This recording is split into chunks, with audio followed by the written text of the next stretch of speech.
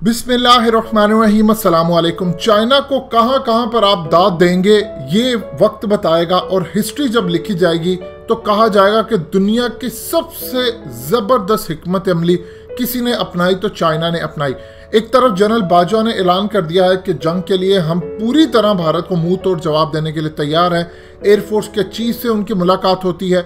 उसके बाद खित्ते के अंदर हालात बहुत ज़्यादा ख़राब है, लेकिन अब जो डेवलपमेंट सामने आई है इंडिया की जानिब से वो देखने लायक है, क्योंकि इंडिया ने अब डायरेक्टली ब्लेम लगा दिया है रूस को कि आज जो चाइना की फौजें इस वक्त 50,000 आकर खड़ी हो चुकी हैं, हमारे हाथ से लद्दाख और दूसरे इलाके चले गए हैं, असल इसका कसूरवार है रूस।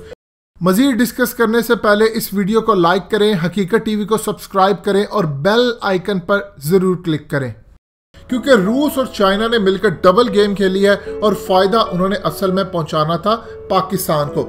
आप ये देखिए, आपकी स्क्रीन पर जिस शख्स की ट्वीट चल रही है ये कोई आम शख्स नहीं है। सुब्रमण्यन स्वामी, ये बेसिकली इनके जो अपर हाउस है जिसको राज्यसभा कहते हैं उसके मेंबर है बीजेपी के जानिब से। जिस तरह पाकिस्तान के अंदर आप सेनेट को देखते हैं और सेनेट का मेंबर बनना, सेनेटर जो है वो बहुत मुश्किल काम होता है, चंद लोग सिर्फ आते हैं। इसी तरह इंडिया के अंदर भी ये सूरत हाल है। आप राज्यसभा के मेंबर बनने के लिए आपको बहुत ज़्यादा मेहनत करनी पड़ती है। ये बहुत ज़्यादा किताबें लिखते हैं, इन्होंने बहुत ज़्यादा एक्सपर्टीज अपनी रखी है पाकिस्तान, इंडिया, चाइना और इसराइल के टॉपिक्स और खित्ते के अंदर होने वाली सूरत हाल पर।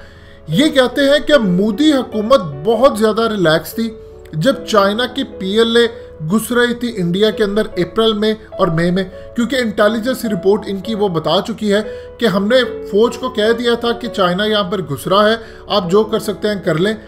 अब उसके बाद सूरत हाल ये सामने आती है, ये कहते हैं कि जब अप्रैल और मई के अंदर चाइना की फौजें घुस रही थी तो मोदी बहुत ज़्यादा रिलैक्स था, क्योंकि उन्होंने बात की रूस की हुकूमत से, यानी प्यूटिन से बात की, और प्यूटिन ने कहा बेफिक्र हो जाओ, चाइना कुछ भी यहाँ आकर नहीं करेगा और ना ही PLA के ट्रुप्स यानी चाइना की जो फौजें हैं वो तुम्हें नुकसान पहुंचाएगी। ये तो सिर्फ एनुअल एक्सरसाइज है, यानी नॉर्मल रूटीन की जो आकर वो एक्सरसाइज करती है ये वही है, लिहाजा तुम परेशान ना हो। साथ फिर उन्होंने कहा कि इसका मतलब है कि रशिया ने ये जो हमें सब कुछ कहा, रशियंस को चाइनीज ने बेवकूफ़ बनाया।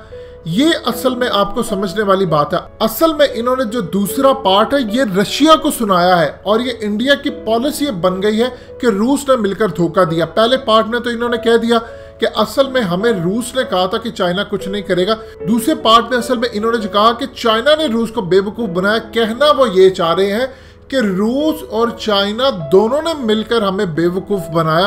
और असल में अब ये रूस से क्वेश्चन पूछ रहे हैं कि तुमने हमें अश्योरिटी दी थी, इसका मतलब है कि अब तुमने चाइना के साथ मिलकर हमें डबल गेम खेला है और डायरेक्टली फ़ायदा पहुंचाया है पाकिस्तान को। ये अल्फाज इन्होंने अदा कुछ किए और असल इसका मीनिंग ये था।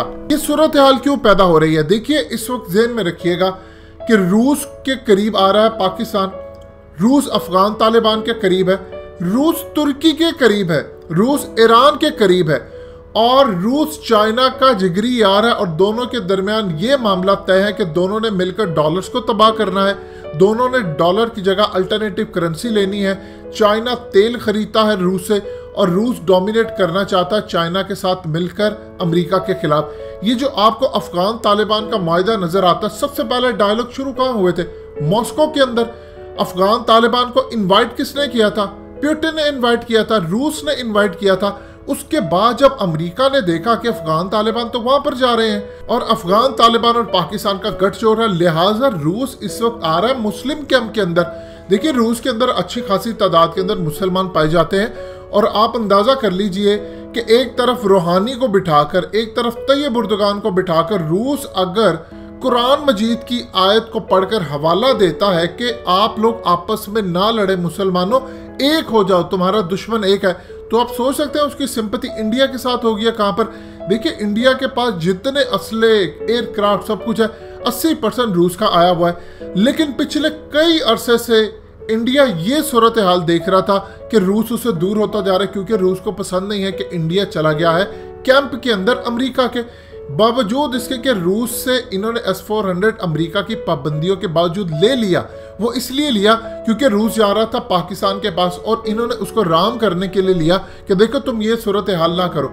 लेकिन ऐन मौके के ऊपर असल में रूस और चाइना दोनों ने मिलकर इनको डॉच किया है। चाइना को पता चल गया था कि रूस के साथ इन्होंने बातचीत की है और इन्होंने बेवकूफ़ बनाया। उसकी वजह क्या थी? उसकी वजह ये थी कि असल में अगला टारगेट था गिलगित बल्तिस्तान, फिर गवादर था, और इसके बाद अगर ऐसी सूरत हाल होती, स्टेट ऑफ मलाक्का इनका बंद होता तो गवादर से फिर चाइना माल नहीं ले जा सकता था। और रूस के इस वक्त ताल्लुकात चाइना के साथ है। अब रूस ने जो नया खतरनाक मिसाइल बनाया है वो कहां पर उसने इस्तेमाल करना है? वो अंडर वाटर ड्रोन है, वो उन्होंने इस्तेमाल करना है जाकर चाइना की प्रोटेक्शन के लिए।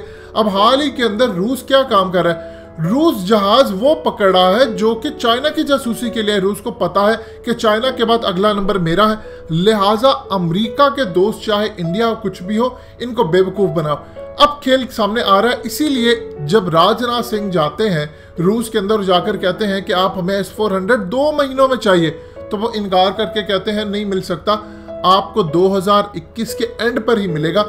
और अभी तकरीबन 1.5 साल है, 1.5 साल के अंदर चाइना क्या कुछ कर देगा ये सारी दुनिया देखेगी। अभी करंट सूरत हाल ये है कि इंडिया अपनी पोजीशन छोड़कर चला गया है, चाइना नहीं गया। अब बातचीत होने जा रही है 5th राउंड की, और वहां पर बातचीत में ये मामला होगा कि पीस कैसे करना है, मजीद कितने इलाके अब इंडिया ने देने हैं चाइना को। अब समझ आई आपको कि रूस और चाइना ने मिलकर इनको बेवकूफ बनाया और ये कहते रहते रूस हमारे साथ है, रूस पाकिस्तान और चाइना के साथ कतई नहीं है।